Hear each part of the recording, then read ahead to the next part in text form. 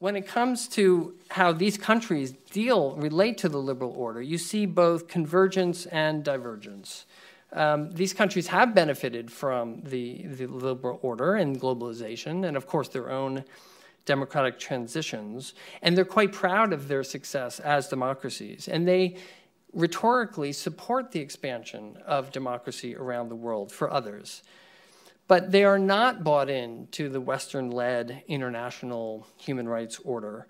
In particular, they oppose coercive methods, sanctions, the use of force, notions of regime change, the color revolutions, and they're skeptical about the quality of democracy in more liberal states.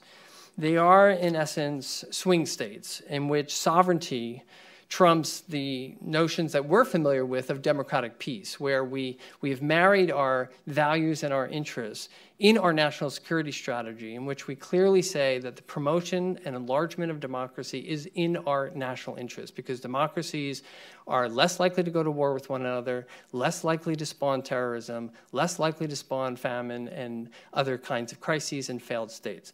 So democracy is in our national security interest. This is not a common concept in these countries. There are histories of colonialism, of apartheid, of military dictatorships that skew against cooperating with the West because they remember that it was the West that supported those regimes. And now that they're in power, they have some skepticism about partnering with us. And they certainly don't want to invite international scrutiny of their own behavior. We also have the experience of Iraq, where regime change at the point of a gun was touted as democracy promotion, and it didn't go so well. And the same, I would say, for Libya and the responsibility to protect, which really resulted in some chaos that they really objected to the way NATO used force in that case.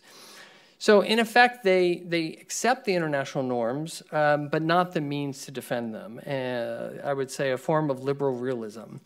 And in the end, it's all about strategic autonomy, that they believe in the idea that we can have 1 million friends and 0 enemies, in the words of the president of Indonesia, or in the words of Erdogan of Turkey, 0 problems with neighbors, which hasn't gone so well for them.